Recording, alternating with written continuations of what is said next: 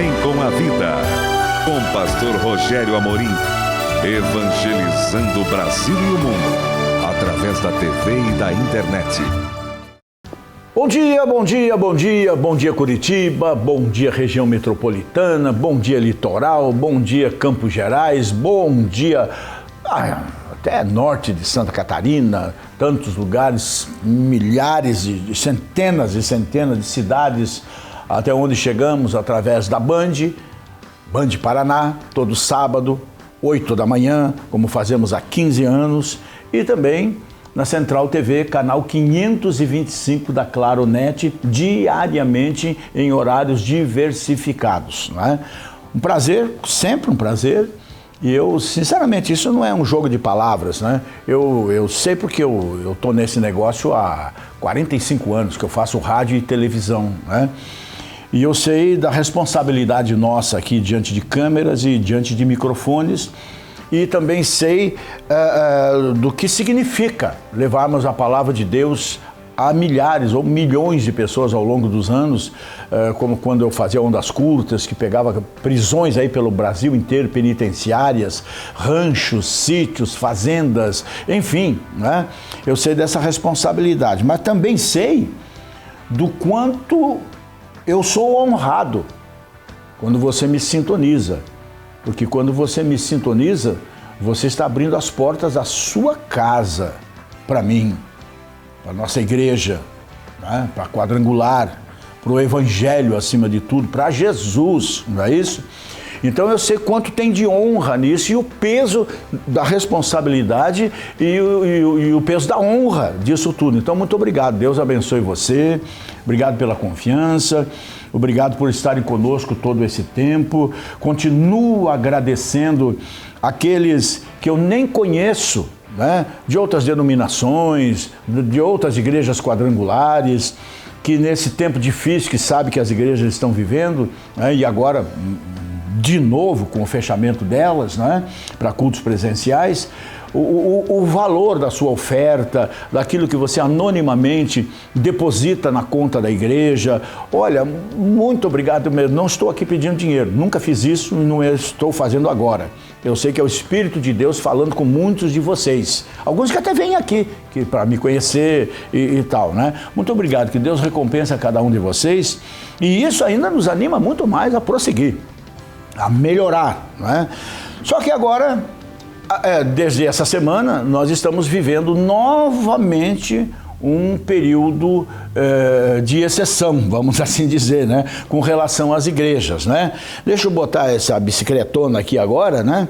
Para eu ler o que eu botei aqui, para não esquecer de conversar com vocês, né? A verdade é que, apesar de todos os cuidados, né? Da prefeitura, do governo do estado, e a gente tem que reconhecer isso, né? Tanto o prefeito de Curitiba, os prefeitos do interior, o governador do estado, eles têm sido muito conscientes, muito ponderados, muito equilibrados no que diz respeito ao controle, à administração dessa situação de pandemia. Mas o curitibano não. Né? Vamos falar só de nós aqui, estamos aqui em casa, né? O curitibano não foi prudente, né? O curitibano passou da bola, o curitibano passou da conta e deu no que deu. E o pior é que as igrejas que são disciplinadas, eu sei pela nossa aqui no Ecoville, meu Deus, os cuidados que nós tomamos aqui são exagerados. Nós trabalhamos esse tempo todo agora com no máximo 20% da igreja, e ainda assim, um lá, outro aqui, outro lá, todo mundo de máscara, álcool gel, cultos curtos e tudo mais, né? E ainda assim, alguém falou umas idiotices a respeito do comportamento das igrejas, se bem que tem muita igreja de periferia e tudo mais, que pastores, e principalmente pastoras, né? Ah, Jesus cuida, é beijinho pra cá, beijinho pra lá, ninguém usa máscara, fazem almoço, isso e aquilo, tudo bem, eu até entendo isso. Não é isso? Mas a verdade é que nós, para variar, vamos pagar o pato. E sem problema nenhum, né? Tudo bem. Nós conhecemos o princípio da obediência às autoridades e vamos obedecer. Estamos obedecendo. As atividades normais da igreja prosseguem. A diferença é que não vamos fazer cultos presenciais, apenas os cultos online. Todo dia tem um culto online. Sábado tem 3 adolescentes, jovens e o culto da vitória com o pastor Rodrigo. E no domingo de manhã, tanto de manhã quanto de noite, como sempre, estou aqui com vocês, cultos online através do Facebook IEQ Ecoville e também no YouTube, né? Continuamos com a igreja aberta no horário comercial para atendimento individualizado, se necessário, né?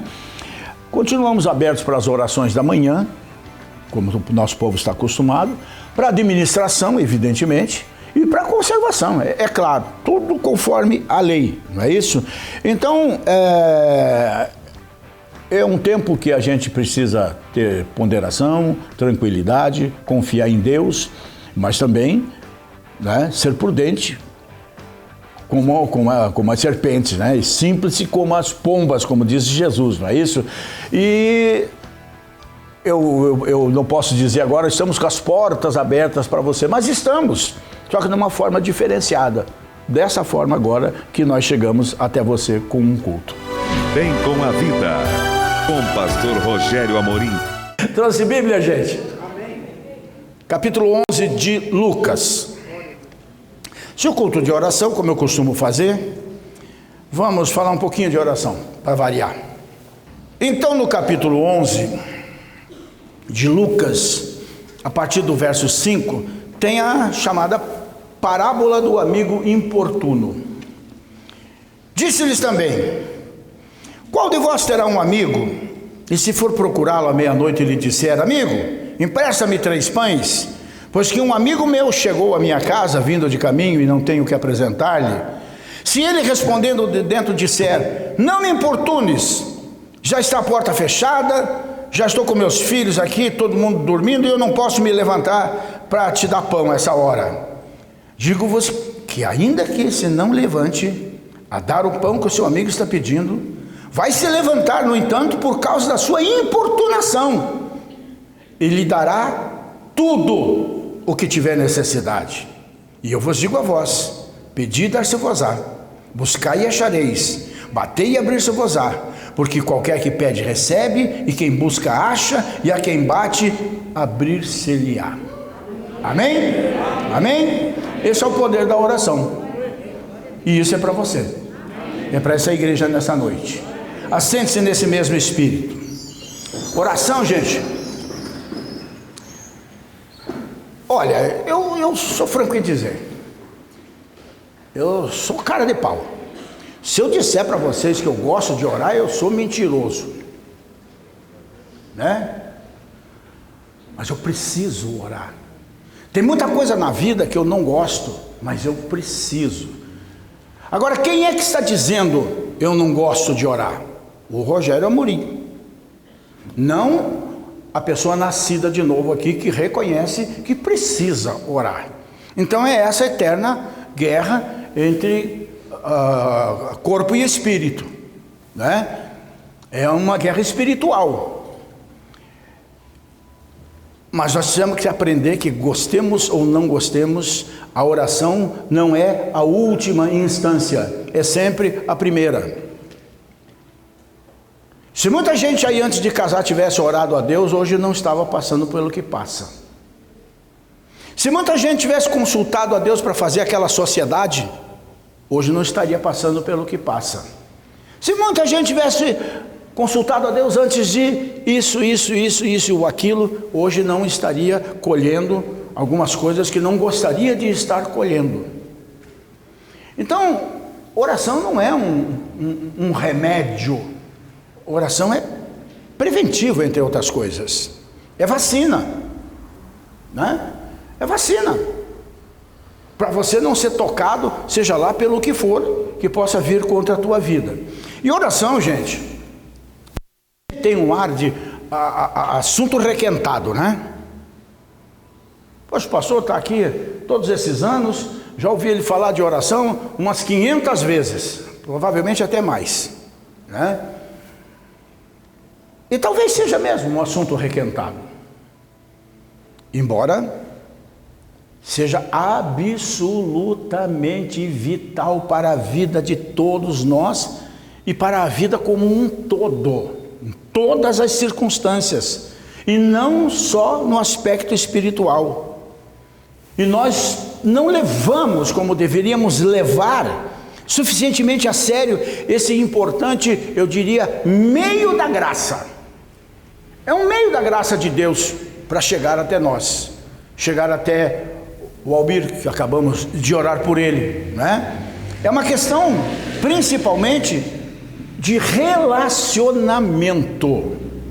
Relacionamento com quem mais nós precisamos nos relacionar, com o nosso Deus. É uma questão de comunhão com a pessoa que nós mais temos que ter comunhão.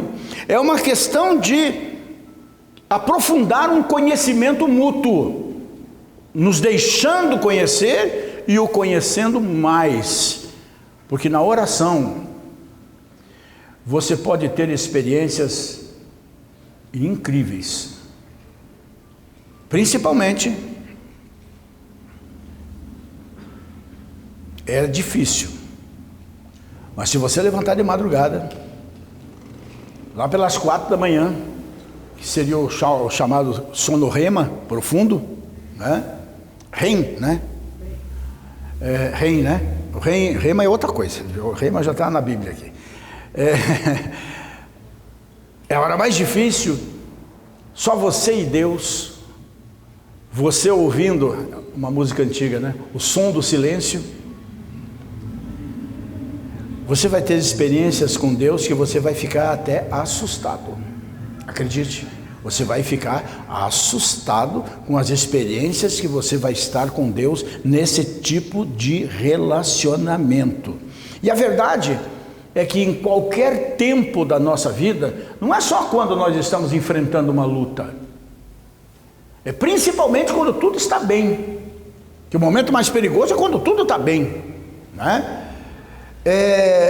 Em qualquer tempo da vida, nós precisamos exercitar essa prática, né? Que eu diria devocional, da oração. Nós precisamos muito disso, porque vai fazer uma diferença enorme na nossa vida. Então tem muitas maneiras de nós orarmos: gratidão, súplica, intercessão, adoração, desabafo, confissão, lamento e até indignação, que a gente encontra Asaf, a gente encontra Abacuque, né? A gente encontra muitos aqui fazendo orações e até cânticos de indignação com respeito à situação que o seu país está vivendo, que o seu povo está vivendo, que a sua igreja está vivendo, que a sua família está vivendo, que ele está vivendo por causa dos desmandos de outras pessoas ou perseguições, né? Então, ou quando pedimos o juízo de Deus, até, como Davi sabia muito bem fazer, né, sobre os injustos, né? Há orações, por outro lado, que são apenas, como é que eu vou dizer? Não vou dizer que é um murmúrio, né? Ia dizer murmuração, não é murmuração que eu queria, é um murmúrio, um balbucio. Balbucio é bom, né? Parece o nome do macaco. Apenas um balbucio, né? de um gemido, de um coração aflito, ou até, por incrível que pareça, um louvor sem palavras. Então orar, gente, não é atirar palavras ao vento. É o que o texto que nós lemos aqui nessa noite nos ensina. É orar até alcançar o objetivo.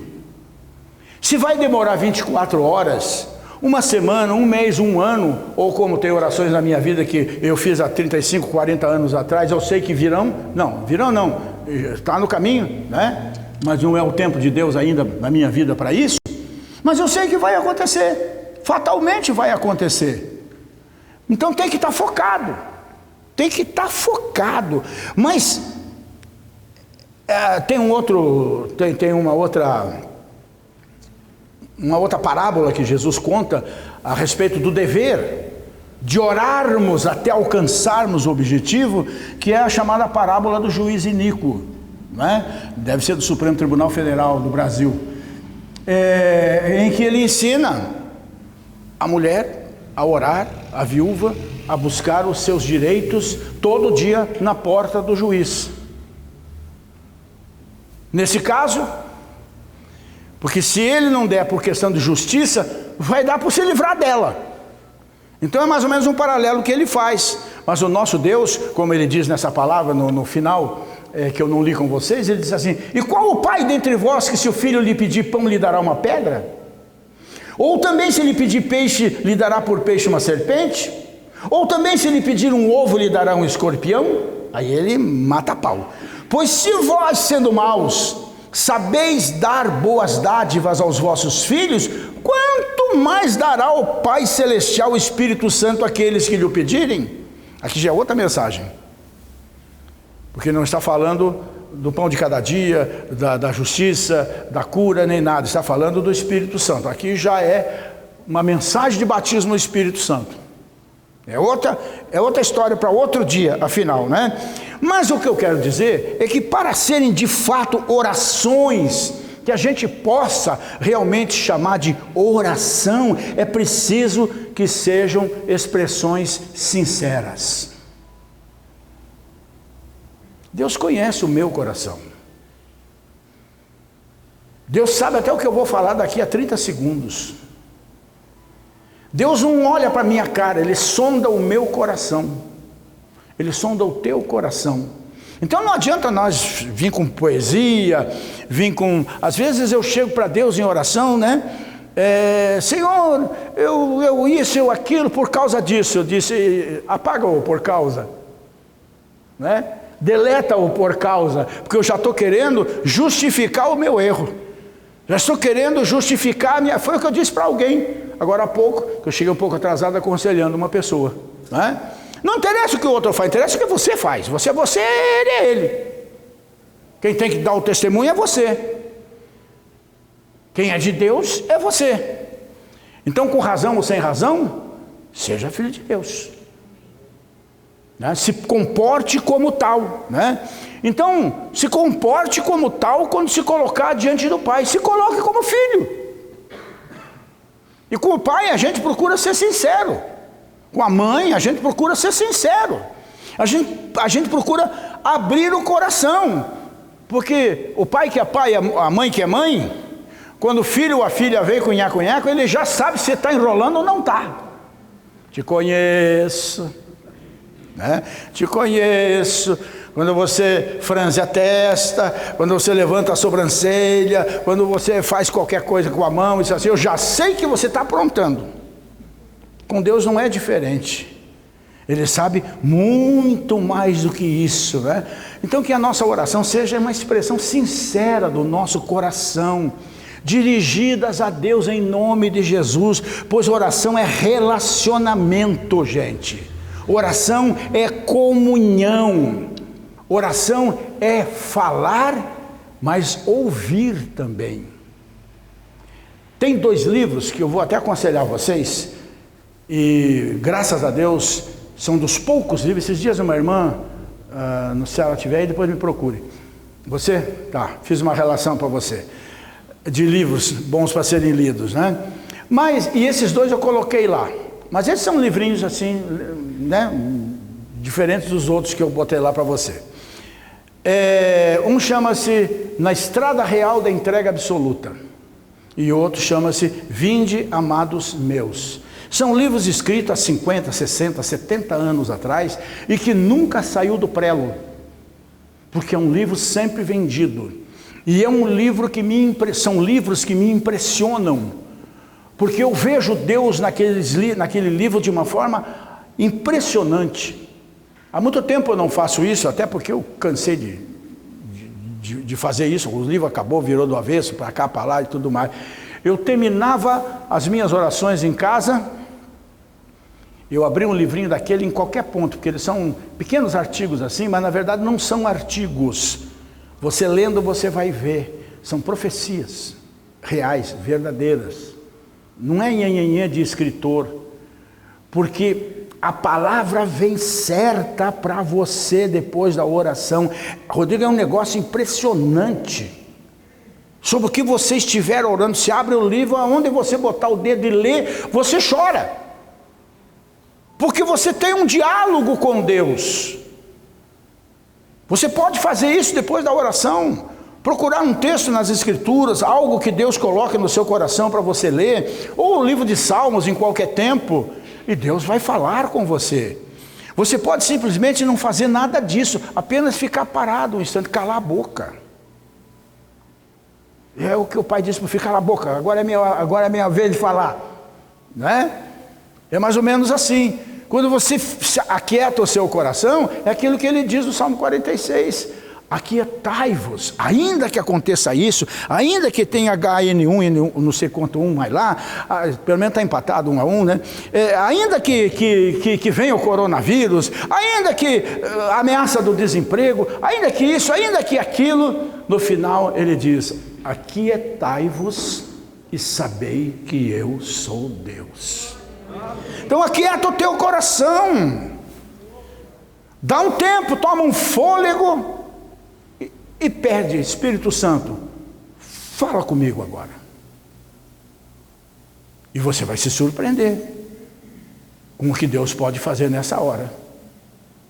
Mas para isso precisa de quietude, porque o coração assim, acelerado, até para medir pressão é complicado, né? Você sobe uma escada ou chega na correria, vai medir a pressão, está lá em cima. Dá 5 minutos de relaxamento, vai medir a pressão de novo, está normal. Eu estou acostumado com essas coisas, fiz isso agora há pouco lá, né? Então vai aprendendo com o irmão mais velho aqui, né? Porque é assim que as coisas realmente funcionam. E o diálogo com Deus é uma coisa tão impressionante. Esses dias eu lembrei com vocês aqui de Moisés, né? Lá no capítulo 32 de Êxodo, né? Aquele povo pisou na bola de um jeito tão horroroso, tão nojento, eu diria. Porque enquanto Moisés subiu ao monte para buscar as tábuas da lei, e demorou lá 40 dias, aquele povo achou que Deus estava demorando demais. E obrigou Arão a fazer uma coisa mais simplesmente maldita, na verdade, né? Trouxeram todo o ouro que Deus lhes deu na saída do Egito, para não saírem com uma mão na frente e outra atrás de lá. Trouxeram todo o ouro, fizeram com que Arão, que era o irmão de Moisés, derretesse aquilo lá, e daquilo lá fizeram um bezerro de ouro para adorar, gente. Isso é inconcebível, né? Porque se aquele bezerro funcionasse para alguma coisa, tinha tirado eles do Egito, muito antes dos 400 anos. Mas quem tirou e abriu o Mar Vermelho e tudo mais foi o Deus Israel. Mas eles foram ingratos ao extremo, ao ponto de quando Moisés desceu, quebrou as tábuas da lei, de tão irritado que ele ficou. Mas Deus ficou muito mais irritado do que o próprio Moisés, porque então disse para Moisés: Moisés, a partir de você vou fazer uma nova nação, vou acabar com essa raça de pioiento, de ingratos, de traíras. Isso não é o meu povo. Não vai sobrar nem a RG deles para contar a história.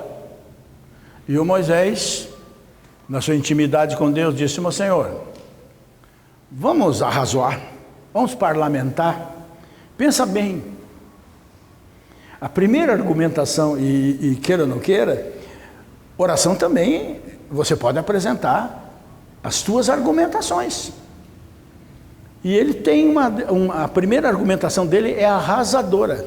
Senhor, agora pensa vocês acham que Deus não sabia de tudo isso? Claro que sabia, né? Mas deve ter amado o procedimento de Moisés, porque eu acho que na verdade ali, a gente fala que o Moisés estava dobrando Deus, mas era Deus dobrando Moisés, ensinando Moisés que, não está na Bíblia, não procure que não tem esse versículo, que rapadura é doce, mas não é mole. Que ele haveria de sofrer muito com aquele povo. Era um povo rebelde, era um povo ingrato, era um povo idólatra por natureza, né? Um povo acostumado com o Egito. Então a primeira coisa que Moisés diz para Deus em oração: Senhor, tudo bem, tu me disseste que vai acabar com eles, mas o Senhor já pensou o que os egípcios, de onde o Senhor os tirou com tantos sinais, prodígios, milagre, maravilha, abrindo o Mar Vermelho e tudo mais, o que os egípcios vão pensar de ti? Vão dizer: está vendo que Deus é esse, que tirou seu povo da minha mão para matar eles no deserto? O que isso quer dizer? Oração tem que ter lógica, oração tem que ter objetivo, oração tem que ter atrevimento. E então Deus simplesmente, tudo bem, tem uns porém depois aí que eu prefiro não falar para vocês, mas teve um sacrifício que teve que ser oferecido que é terrível. Mas o fato é que a nação foi poupada, porque um homem teve comunhão com Deus, teve um relacionamento, que eu chamaria melhor de diálogo com Deus, assim como Ana, lembra? A mãe do profeta Samuel, tanto tempo resmungando, chorando, até que um dia, ela entrou decidida depois de tantos anos de humilhação, porque a outra mulher do seu marido, e naquele tempo podia, mas hoje não pode mais, é bom que se fala sempre, né? Tinha um monte de filho, e toda a festa judaica que eles participavam, a coitada da Ana era humilhada por não ter filhos, ela não aguentava mais aquilo. Um dia ela entrou no templo vazio, só estava o sacerdote lá, o pastor Rogério lá, e ela entrou e veio para frente do altar e chorou, esperneou. O pastor estava num dia ruim, naquele dia o Curitiba tinha perdido, né? Já foi chamando a atenção da mulher: "Ô, mulher, está bêbada, o que está fazendo nessa hora na igreja?" E aí gritando, chorando, resmungando. E ela disse para ele: "Pastor, o senhor é muito insensível, hein? O senhor é cabeça dura, hein? Está vendo que eu estou derramando minha alma aos pés do meu Deus? Que eu estou dialogando com Ele?" E dialogou mesmo, dizendo: "Senhor, vamos fazer um negócio. Eu quero ter um filho, eu quero ser honrada como mulher, ainda mais nessa cultura que nós vivemos aqui, que mulher que não tem filho, está com nada, não tem futuro. Mas eu faço uma coisa contigo, o Senhor me dá um filho, eu amamento ele, quando ele estiver crescidinho, eu devolvo ele para o Senhor, eu trago aqui para ser ensinado, para ser um profeta teu." E o que aconteceu? Voltou ali, menos de um ano depois, para dedicar o seu filho Samuel, e 2, 3 anos depois para trazê-lo e entregá-lo nas mãos de Eli, o sacerdote de então, e depois disso ficou sem filho. Foi isso? Não, Deus deu mais 5. Amém? "E digo-vos ainda, que não se levante a dar-lhes, por ser seu amigo, o pão que ele pedia, vai se levantar todavia por causa da sua importunação, e lhe dará tudo o que você tiver necessidade, além daquilo que você pedir." Por isso, não seja assim no pedir. Abra o seu coração diante de Deus, bota a lógica, pense grande. Eu estou vendo aqui, para minha alegria, muitos jovens aqui que mal começaram a viver. Diga: "Senhor, eu não quero menos do que isso, eu quero ser um engenheiro, eu quero ser um médico. Faça isso na minha vida e eu te entrego o que o Senhor me der." Isso é uma força de expressão. O entregar o que Ele te der é justamente a tua honra, a honra que você vai ter como engenheiro, como médico, como isso, o teu dízimo, o salário que você vai ter, nunca teria se não tivesse feito um propósito com Deus, assim como Jacó. Fez um voto, como diz o gaúcho, numa peladagem de dar dó, e voltou anos depois, rico até não poder mais. Está na tua mão a decisão. E eu vou dizer uma coisa para você: apesar que dá sono, falta palavras, essas coisas todas assim, oração não dói.